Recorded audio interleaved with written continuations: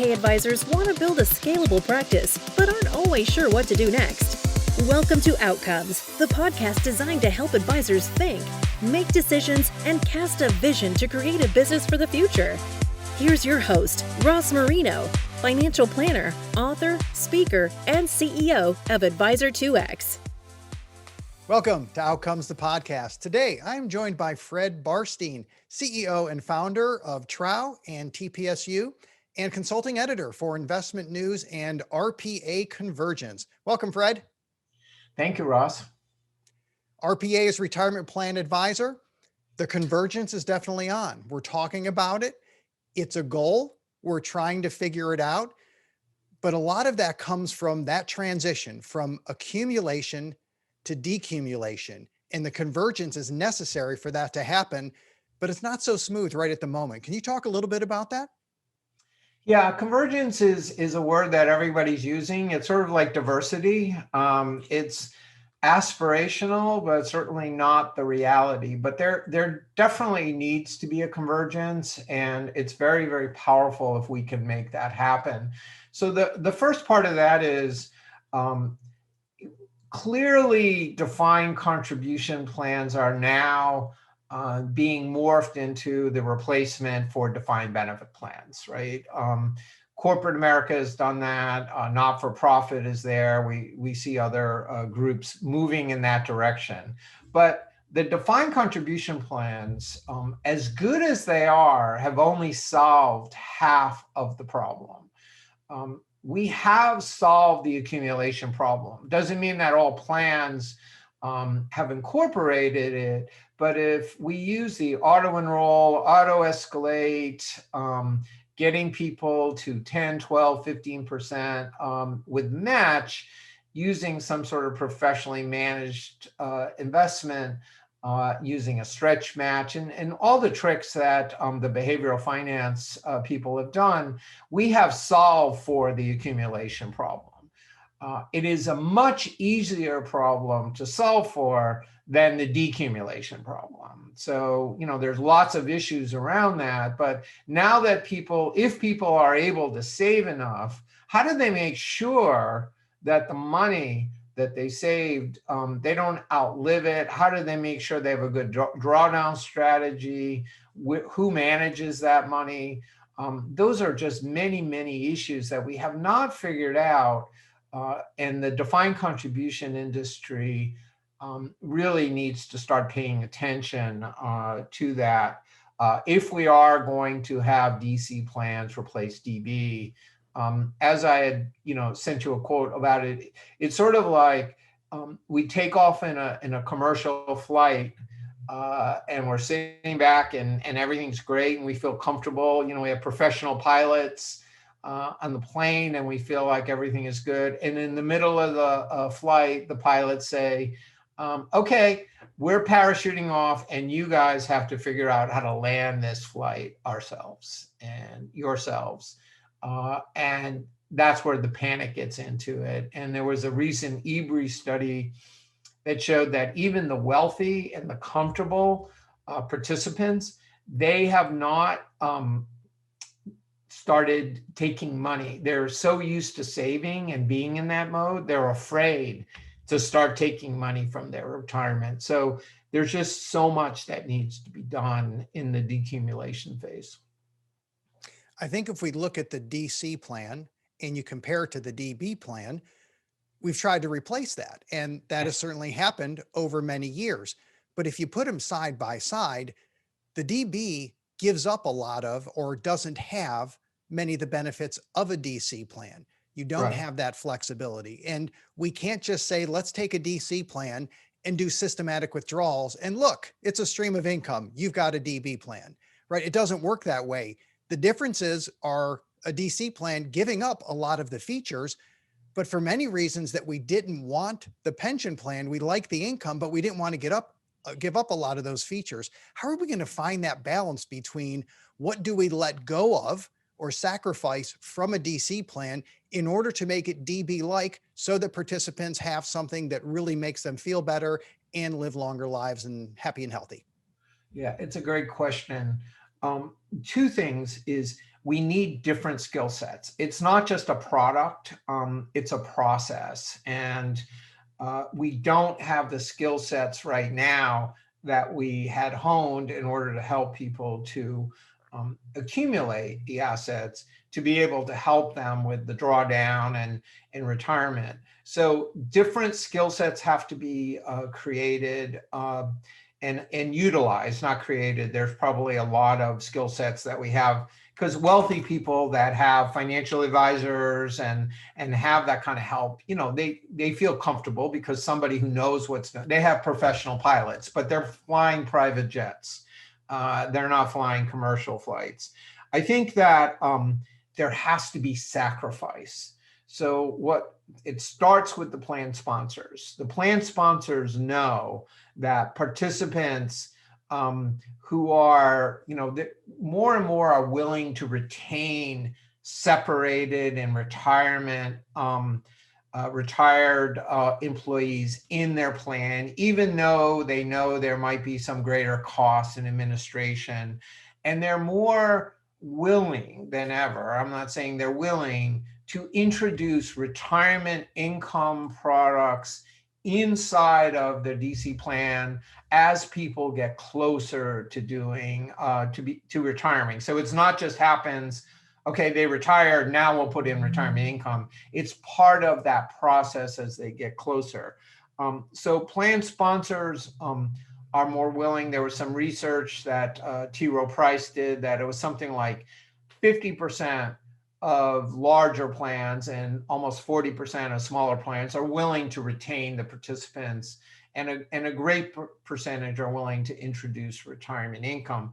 But it also has to be sacrifice for the record keepers, money managers, and advisors. For example, advisors can say, you know, well, I'm making 10 basis points on the defined contribution plan, but if I roll them over into an IRA, I can make 100 basis points, or I can make more money. So there's sacrifice.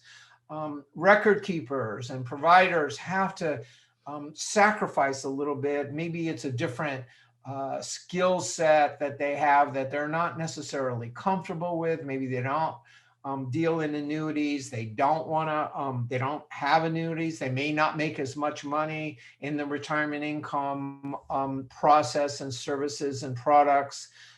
So everyone has to sacrifice a little bit and change. And you know, our industry is not really great at sacrifice and change. Those are probably the least popular words in the vocabulary of it. But those are the two things that have to happen. It's almost fundamental on this. So I think it's possible, but I wouldn't say we're in the first, second, third inning. We're in spring training for the decumulation phase, and hopefully we can get there. I agree. One of your best stories and one of your most viewed videos was the cautionary tale of an innovator. Can you talk a little bit about that story? Yeah, so there was a report, and I want to emphasize a report, that Prudential may be selling their record keeping division.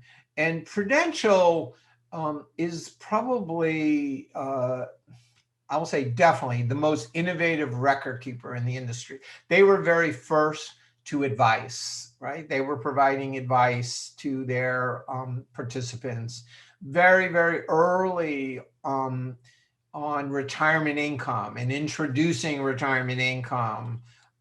They had I thought the most innovative ads. You know, they had the Dr. Bob from Harvard on the commercials and really talking about the realities, the myths and the realities. And they were, early on with emergency savings accounts. They, determined years ago, we're not going to deal with the blind squirrels. We're going to focus on the mid-level, larger plans, the advisors that specialize in this, not have an army of wholesalers, have very select.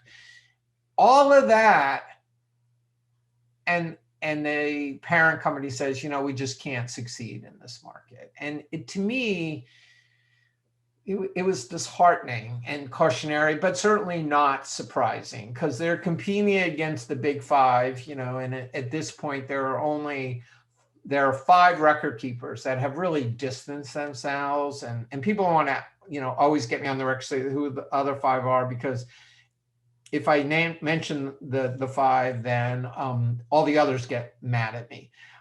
So I won't mention them, but there are 5 that are clearly distancing them, and they're just keeping up. They're doing good things.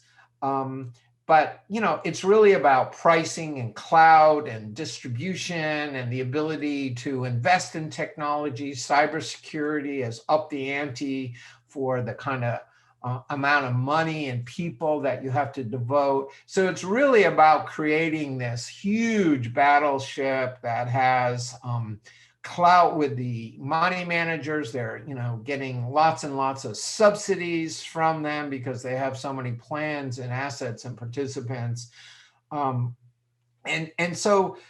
when I look at the consolidation of our industry, and our industry is really a classic case of consolidation. When you have fragmented, it's a very, very fragmented. It goes through what's called 4 phases. The consolidation curve, which is based on a Harvard Business Review article and a study of 1,400 mergers and acquisitions.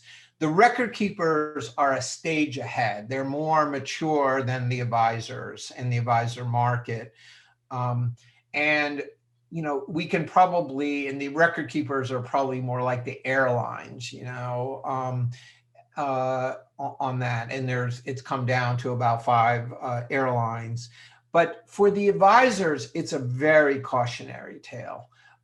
We're all talking about innovation and financial wellness and doing, decumulation and all these really great things. But is it really going to come down to 5 to 7 aggregators or larger firms? And the way, I'm a big, I write a lot about, the demise of the triple F advisor fees, funds, and fiduciaries, that plan fees are coming down and you have to shift your focus to the participant and servicing that participant. But if you look out in the market, and if advisors look at their book of business, what percentage of their revenue is coming from the triple F and what's coming from these new innovative, and it's still a vast majority is coming from the triple F services. So is this a cautionary tale for advisors?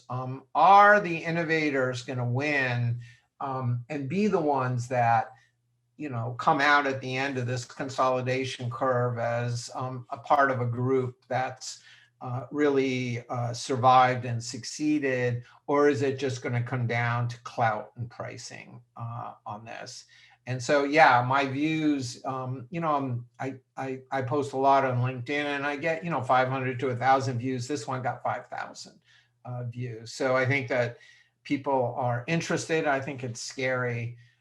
It's not a good sign. The financial services industry is great at innovation, not so much at disruption, right? Disruption is very, very hard. And the innovation, in some ways, is not our fault, because if we look at our clients, who are the plan sponsors primarily, I know we could say participants, but the ones who hire advisors are the plan sponsors. There's very little incentive to be ahead of the pack, to be very innovative. There's a lot of downside. They can get sued, they can get fined. They sort of want to be right in the middle. It's a herd mentality. The leaders of the herd get picked off and the laggards get picked off. They want to be right in the middle. So for advisors, introducing innovative things can be very, very difficult.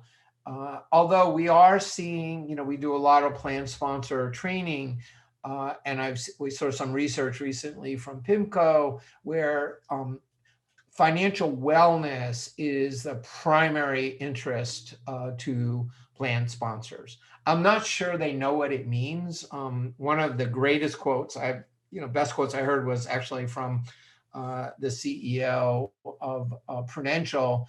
He said, if you ask 10 people what financial wellness is, you get 10 different answers. But everybody knows what financial illness looks like. And I think that's what plan sponsors know. My people need help. They don't understand how to manage their finances. They have lots of questions.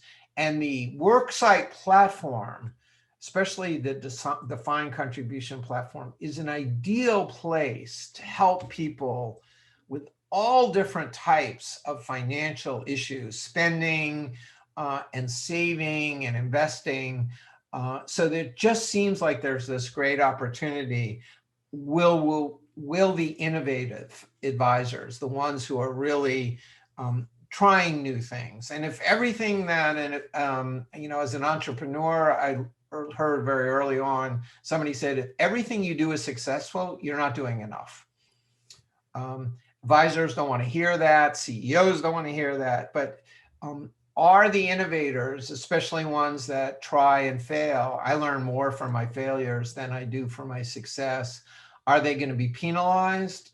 Are they going to be the winners? And the cautionary tale of Prudential is not great for people who want to see themselves as innovators.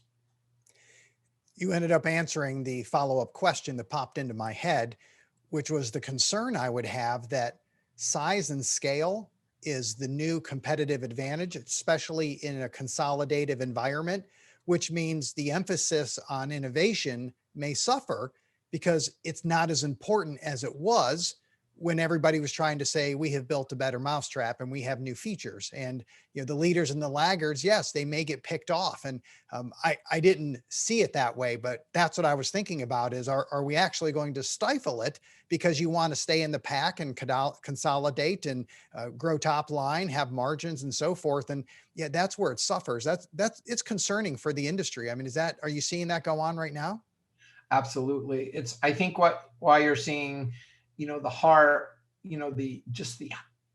hot, retirement plan advisor M&A market, because I think advisors are realizing, if I want to be competitive with these aggregators, the cap trusts, the one digitals, the hubs, the NFPs have hundreds of billions of dollars under management and all of these resources and CFAs and ERISA attorneys, and now they're developing technology and all that kind of stuff. I can't. And then at the same time, they're lowering plan fees, that they can afford to do that because number one, they have volume, but number two, they're making a bet on, and in some of them, very few are successful in doing participant services versus the plan fee. So I think if you look at those firms, CapTrust is probably ahead of the curve. NFP maybe just behind them because they've been around for long enough. But for the new firms that are buying, they're just figuring out, how do I integrate? How do I introduce everybody that we know their name, we have their emails, we get them all on the same system.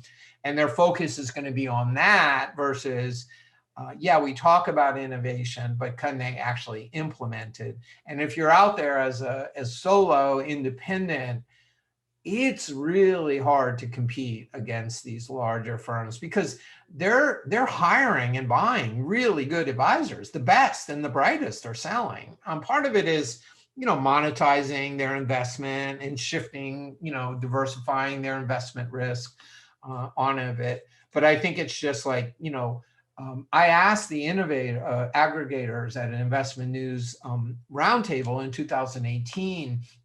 We had all the major ones there and the heads of them. And I said, can advisors survive if they don't join an aggregator? And they said, yes, but it's going to be hard for them to grow. And that's really the issue. Who wants to be here and just tread water? And if you are an innovator and you can't grow and you don't have capital and you're getting, not having an audience, the plan sponsors, who many of them are welcoming innovation, it's frustrating. it's frustrating on it. So yeah, I think it's going to be, if I was going to bet, it's going to be clout and pricing, scale and pricing. One of my annual objectives, which I use for annual goals, is to grow my private practice by leveraging technology and outsource partners, because you realize that's the way you scale. That's why you join somebody like CapTrust or some of these other firms. That's what these practices are doing. They're realizing they have to leverage technology and they have to outsource certain functions, and you get it all under one roof when you connect with some different firms. So regardless of the size of your practice, that is an objective that I think all practice leaders are working on right now. And I don't want to say it's an unfair advantage, but it's a dramatic difference to joining or partnering with a group as opposed to trying to do it all on your own. So let's pivot to a final topic: cross-selling. Everybody talks about it. Everybody wants to do it. It's happening a little bit out there, but everybody says they're still working their way through it. Or I shouldn't say everybody. Most people, Fred, that I speak with will say they're learning as we go. We're building the plane as we fly, and we're trying to figure out what cross-selling is and what we can do and how we can help the participants out there. Can you talk a little bit about the state of that market? Yeah, I mean, cross-selling is the buzzword. Convergence is the buzzword. Benefits, health. Health and retirement and wealth at the workplace is there. The PE firms that are funding and buying record keepers as well as advisors are betting on the participant, being able to leverage the participant or cross-sell. Very aspirational. One of my favorite quotes is, everyone wants to get to heaven, no one wants to die. And in order to get there, there's a lot of sacrifice and there's a lot of hard work and a lot of failure along the way. And so what I think is important, though, is to really understand, what does cross-selling mean? What does convergence mean? When we talk about benefits, that's cross-selling to the plan sponsor. Being able, that retirement plan advisor, being able to talk to that plan sponsor, and the retirement plan advisor has access, more access to the C-suite than the benefit broker has. Can they go in and say, hey, we can combine your HR consulting and other types of benefits? And we're starting to see with the ACA, and don't ask me what it means, but I know it's this new law, but it's basically bringing the fiduciary principles and the fee pricing to benefits that we in the retirement have been living with for over 10 years. So cross-selling benefits, that's realistically only available to those advisors that are part of a benefit firm, and there's a lot of them. There's the NFPs, the Hub, the One Digital, the Gallagher, the Marsh Mac, Lockton, and those firms. That I think is real. If you can get advisors to cooperate, that's a big if. And so the second, though, is the participant. Okay, I can cross-sell the participant. In the participant, there's two very distinct types of participants. There are the wealthy and all the others. And the DOL said there's 106 million participants in a recent press release. I think there's 106 million accounts, but there may not be 106 million. But let's say there's 90 million. Of the 90 million, only 3 million can afford traditional advice, one-on-one, personalized. I'm not talking one-on-one half-hour meetings a year. Having a financial advisor like yourself to work with them, create plans. It's a very small number. It's less than 5%. Then there's everyone else. I think for advisors, realistically, their best opportunity to sell is to sell to the wealthy, to use the relationships and the leverage that they have, being the plan advisor, being a fiduciary, having a fiduciary overseeing them, selecting them, monitoring them, having access to data, uncovering, using financial wellness, using one-on-one advice to uncover the opportunities that they can use traditional, assuming that these RPAs have wealth management capabilities. You can't, RPAs are very quick to be judgmental about the wealth managers that dabble in the 401k business. I'd say the opposite is true. That RPAs that don't have a significant financial planning or wealth management business shouldn't dabble in it either. But it's more likely they can do that. The rest, the 87 million, we need technology, we need data, and we need a new type of advisor, not so much a traditional financial advisor. It's a financial coach, it's a mentor. It's a way to bring young people actually into the financial advisor ranks, not like a wirehouse or insurance company, where a wirehouse, you get a list to cold call and you eat what you kill. And an insurance company, you got to sell insurance to all your relatives before you can figure out how to make money. That's not attractive to young people. Those ignored and underserved, that's more likely to be an opportunity for the record keepers who have the technology, have the data that they're really not willing to share for the most part. And they can hire armies of financial, and it's all remote anyway. So those are the three opportunities. And I think advisors should focus on the things they know how to do.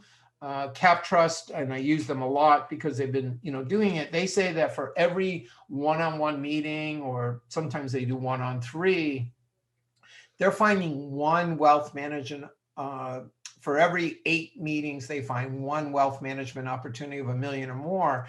And then you'll notice that CapTrust, their buying spree, they'll buy retirement practices now and then, but they've been buying many, many more wealth management practices in the same area that they have a retirement plan advisor presence, and they kick those wealth management opportunities over to the wealth manager. That's where I think this is all going to happen, if it does happen. And again, it's going to take a lot. It took a lot of time and work to get there. That's where we get away from the triple F and to the participant. And that's why you're seeing firms like CapTrust charge what seems like, an incredibly low price on the participant, on the plan fees, because as Fielding Miller had told me one time, my participant fees are dwarfing my plan fees. And, you saw them recently by CAMAC. CAMAC had, I want to say, $200 billion under management. It wasn't a terribly profitable practice. They were dealing mostly with universities and charging flat fees for large, but they brought over 1 million participants that CapTrust can now use their system to mine for wealth management opportunities. But they have that system that's honed. Most of the aggregators, even especially the ones that have are part of benefits, don't really have a significant or mature wealth management business, and they're scrambling to figure out how they can get one. So that's where I'm seeing the cross-selling. We have a long way to go. Agreed. Long way to go. Well, we also have a long way to go in making the world a better place. So it's time to bring out the magic wand. So Fred, final question. If you could wave this magic wand, you had one wish to make the world a better place, what would you do? I would make the world more mindful, be more mindful. And I know that the word mindfulness has been thrown around a lot. It's something that I practice. So I am not ashamed to admit, I'm a big meditator. I use Vipassana meditation, and I meditate 2 hours a day and go at least once a year to a 10-day silent retreat. Mindfulness is not an abstract sort of fluffy word. It's being aware. And as a result of being mindful and being less reactive, aware and equanimous are the two principles.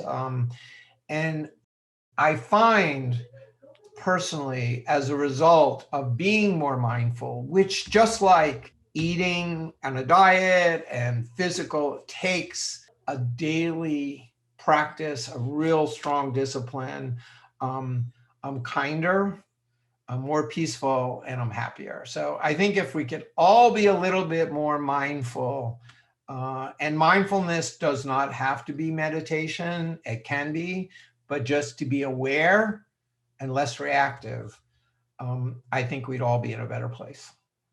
Great way to finish. Fred Barstein, thanks so much for being on the show today. Thank you, Ross. Thanks for having me, and I look forward to talking to you again soon. Thank you for listening to Outcomes. Subscribe now to be notified when new episodes become available. The information covered and posted represents the views and opinions of the guest and does not necessarily represent the views or opinions of Advisor 2X. The content has been made available for informational and educational purposes only. The content is not intended to be a substitute for professional investing advice. Always seek the advice of your financial advisor or other qualified financial service providers with any questions you may have regarding your investment planning. Shaping Change by Ross Marino and Susan Bradley. Well, I've really lived the whole theme of the book. Any advisor will tell you they've seen clients go through this, where they have plans one day, you wake up the next day, and the plan is practically scrapped because now life happened and the plans need to change. Get your copy of Shaping Change by visiting shapingchangebook.com.